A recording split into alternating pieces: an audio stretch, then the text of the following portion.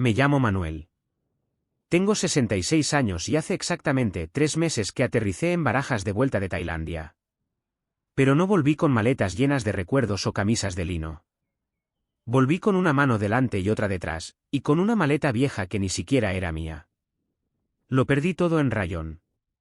Y cuando digo todo, no me refiero solo al dinero que tenía en el banco, sino a algo que duele mucho más, mi dignidad y la confianza en mí mismo. Seguramente, si estás viendo este vídeo, es porque tú también has tenido ese sueño. Ese sueño que nos venden a los jubilados españoles. Te sientas en una terraza de Madrid, de Valencia o de Sevilla, miras la factura de la luz, el precio del aceite de oliva y tu pensión, y piensas, tiene que haber algo mejor. Yo no soy un tipo especial. No soy un iluminado de los negocios ni un aventurero.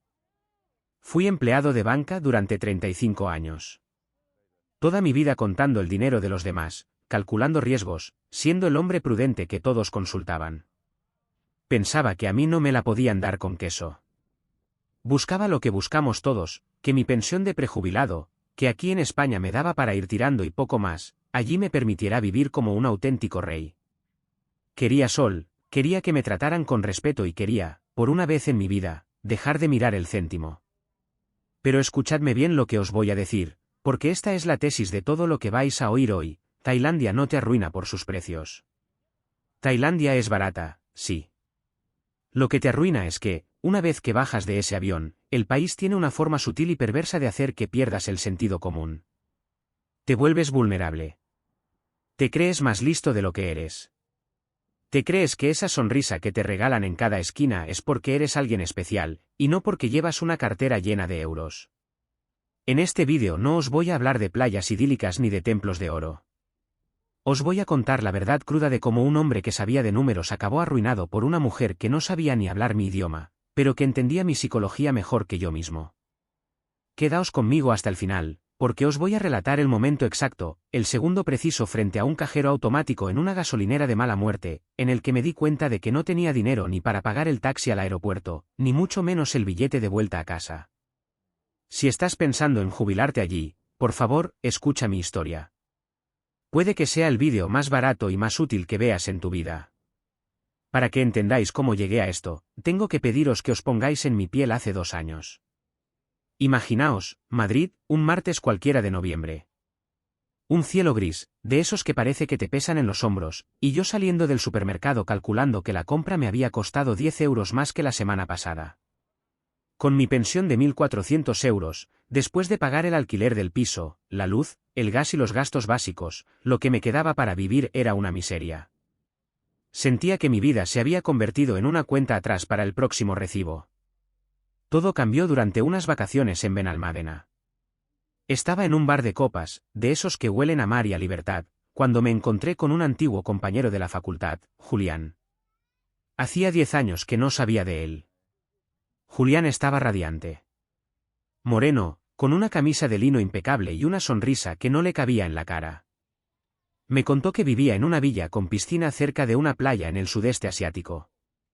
Me dijo, Manuel, con lo que tú cobras aquí para malvivir, allí eres el dueño de la calle. Tengo una chica que me cuida, como langosta 3 veces por semana y no sé ni lo que cuesta el kilovatio de luz. Aquella conversación fue el virus que se instaló en mi cabeza. Volví a Madrid, pero mi mente se quedó en esa villa con piscina. Empecé a obsesionarme. Pasaba las noches en vela, con la luz de la tablet iluminándome la cara, entrando en foros de españoles en Tailandia y grupos de Facebook. Leía hilos interminables de jubilados que decían que con 1.000 euros vivías como un marqués. Veía fotos de mercados llenos de color, de masajes por 5 euros, de apartamentos de lujo por el precio de una habitación en Carabanchel. Hice mis números. Como os dije, yo venía de la banca. Hice una hoja de Excel. Si vendo el coche, recupero la fianza del piso y liquido mis ahorros, tengo un colchón para 10 o 15 años, y eso sin tocar la pensión mensual, me decía a mí mismo. Parecía una operación financiera perfecta. Imbatible. ¿Quién se quedaría en Madrid pasando frío y contando monedas pudiendo estar en el paraíso? La decisión la tomé un viernes por la mañana. En menos de un mes, vendí mi coche, rescindí el contrato de mi piso de alquiler y metí toda mi vida en 2 maletas grandes. Mis hijos me decían, Papá, piénsalo bien, que no conoces aquello. Pero yo les miraba con condescendencia. Pensaba que ellos eran los que no entendían nada, que se quedaban aquí en la carrera de la rata mientras yo había descubierto el atajo hacia la felicidad. Compré el billete de ida. Solo de ida. En mi cabeza, Manuel el prejubilado de banca había muerto, y nacía Manuel el rey de Tailandia. No tenía ni idea de que estaba firmando mi propia sentencia. Nunca olvidaré el golpe de calor al salir del aeropuerto de Suvarnabhumi. Ese olor a humedad, especias y gasolina. Para muchos es agobiante, para mí, en ese momento, era el olor del éxito. Me sentía como un explorador que acababa de descubrir un nuevo continente donde él era el protagonista. Me instalé en Rayón, buscando esa Tailandia auténtica de la que hablaban los foros, lejos del caos de Bangkok y del vicio evidente de Pad Thai. Quería una vida de señor, no de turista. Las primeras semanas fueron un delirio de grandeza. Iba a los restaurantes y no miraba la columna de la derecha del menú. ¿Langosta? Ponme 2. ¿Masaje de pies cada tarde? Por supuesto. La gente te sonríe, te hace una reverencia, te llama Sir. En España, en el banco, yo era el número 402, aquí, era alguien importante.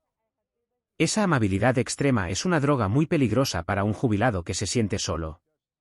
Te hace bajar la guardia. Te hace creer que eres especial, cuando lo único especial que tienes es el color de tu pasaporte. Y entonces apareció Malí. No la conocí en un bar de luces de neón, de esos que todos critican. No, yo era más listo que eso. La conocí en una cafetería moderna, a través de una aplicación de citas que me recomendó un expatriado español. Ella tenía 38 años, una sonrisa tranquila y un aire de timidez que me cautivó. No pedía nada. Se ofrecía a enseñarme el mercado local, a ayudarme con el idioma. En Malí proyecté todo lo que yo pensaba que habíamos perdido en Occidente. La vi como esa mujer tradicional, atenta, que no cuestiona, que cuida al hombre. Me hacía sentir joven de nuevo. No era solo sexo, era que ella parecía estar genuinamente interesada en mis historias del banco en Madrid. Me hacía sentir respetado, algo que en España, con la jubilación, parece que se te escapa entre los dedos. Me decía que los hombres tailandeses eran malos, que no cuidaban de sus mujeres, y que yo era un caballero. Y yo, como un niño hambriento de afecto, me lo tragué todo. Sin masticar. La trampa no saltó de golpe. No fue un robo a mano armada, fue una filtración de agua que termina hundiendo los cimientos de una casa. Llevábamos 3 meses juntos cuando Malí soltó la primera semilla. Manuel, estás tirando el dinero en este alquiler. Los dueños del apartamento se están haciendo ricos con tu pensión. Me propuso un plan que, en mi mente de bancario cegado por el deseo, sonaba a inversión maestra. Me dijo que su familia tenía tierras en Isan, en el noreste. Un lugar pobre, sí, pero lleno de paz. Podemos construir una casita allí, algo sencillo, de estilo europeo pero pequeño. Nos costará lo mismo que un año de alquiler aquí, y será nuestra para siempre, decía ella. Nuestra. Esa palabra me dio una seguridad falsa. Yo sabía que los extranjeros no pueden tener tierras en Tailandia, pero ella me convenció de que, al estar casados por el rito local y con un contrato de usufructo que su primo abogado prepararía, yo estaría protegido. Empecé a enviar dinero. Primero fueron 5.000 euros para los cimientos. Es barato, Manuel, en España esto te costaría 50.000, me decía a mí mismo. Y era verdad, o eso creía yo. Pero luego empezaron las complicaciones. Una tarde, Malí aparece llorando. Su madre, una mujer que yo solo había visto por videollamada, se había puesto enferma. Necesitaban 400 euros para el hospital. Son solo 400 euros, pensé. Con eso le salvo la vida y me gano el cielo. A la semana siguiente, el hermano menor necesitaba una moto para poder ir a trabajar y ayudar con los gastos de la casa que estábamos construyendo. Otros 1.200 euros.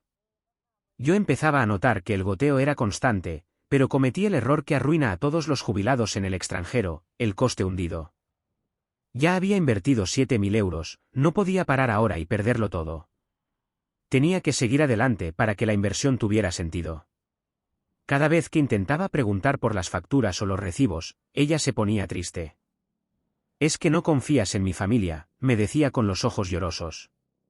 Y yo, por no romper la magia, por no enfrentarme a la posibilidad de que me estuvieran estafando, me callaba. En España, si un cliente me hubiera pedido un crédito con esos argumentos, le habría echado de la oficina de una patada. Pero en Rayón, bajo el sol y los efectos de una mujer que me llamaba mi héroe, el director de banco desapareció.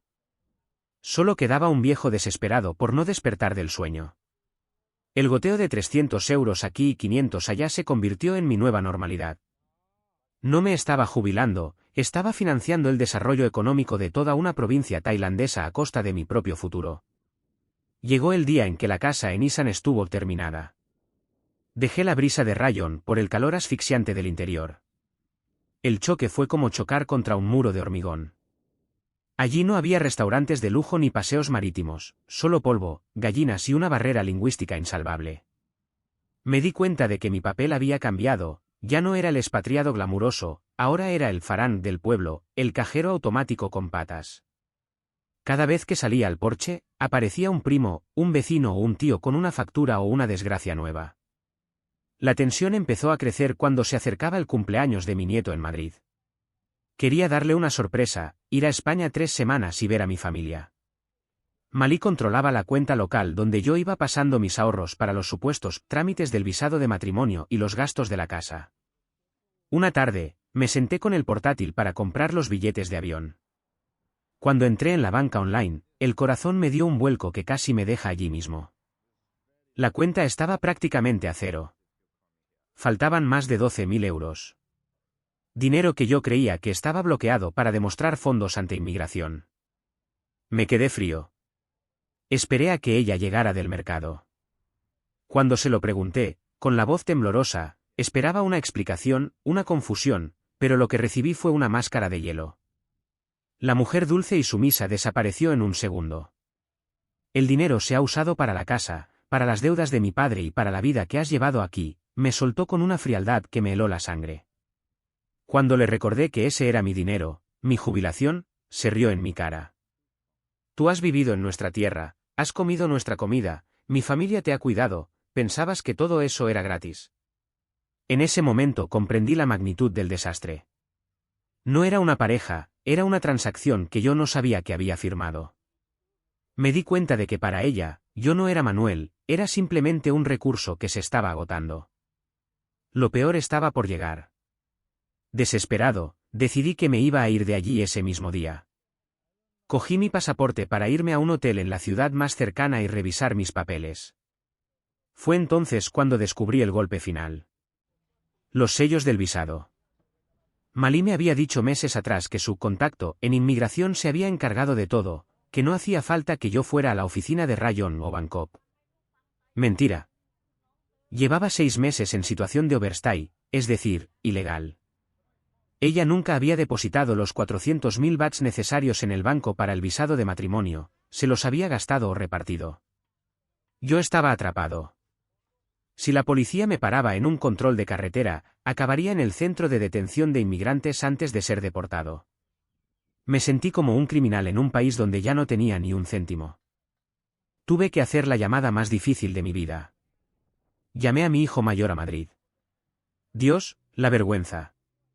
Sentir su voz al otro lado, después de haberle dicho que yo sabía lo que hacía, y tener que decirle, hijo, me han desplumado. No tengo ni para volver. Él no me juzgó, pero su silencio dolió más que cualquier grito. Me transfirió el dinero para una multa de overstay y un billete de avión de emergencia. Fui a la Embajada de España en Bangkok. Allí vi a otros como yo, hombres con la mirada perdida que también habían creído en el cuento de hadas. El sentimiento de derrota al cruzar el control de pasaportes en el aeropuerto fue absoluto. Mientras el avión despegaba y veía las luces de Bangkok alejarse, no sentía alivio. Sentía un vacío inmenso. Había salido de España como un hombre con un plan y volvía como un anciano derrotado, con la cuenta corriente vacía y el orgullo hecho pedazos. Había cambiado mi seguridad en Madrid por un espejismo de cartón piedra en el trópico. Aquí estoy ahora. En una habitación alquilada en las afueras de Madrid, intentando reconstruir una vida con los restos de una pensión que ya no me pertenece del todo. Mucha gente me pregunta si odio Tailandia. Y la respuesta es que no. No puedo odiar a un país por ser lo que es. Me odio a mí mismo. Me odio por haber sido tan arrogante de pensar que podía comprar una felicidad que no existía. Me odio por haber confundido la sumisión con el respeto y el interés con el amor. Si estás viendo esto y tienes esa hoja de Excel abierta en tu ordenador, escúchame bien, no dejes que el sol te ciegue. Si vas, mantén siempre tu dinero en un banco español. No importa cuánto te lo pidan, no pongas ni un ladrillo en una tierra que nunca podrá estar a tu nombre. Y, por encima de todo, recuerda que una sonrisa en un país donde eres 10 veces más rico que la media, no siempre es una sonrisa de afecto, a veces, es solo la cortesía de quien está trabajando para sobrevivir. Tailandia es un paraíso para el que tiene los pies en el suelo, pero es un abismo para el que llega con el corazón hambriento y la cabeza en las nubes.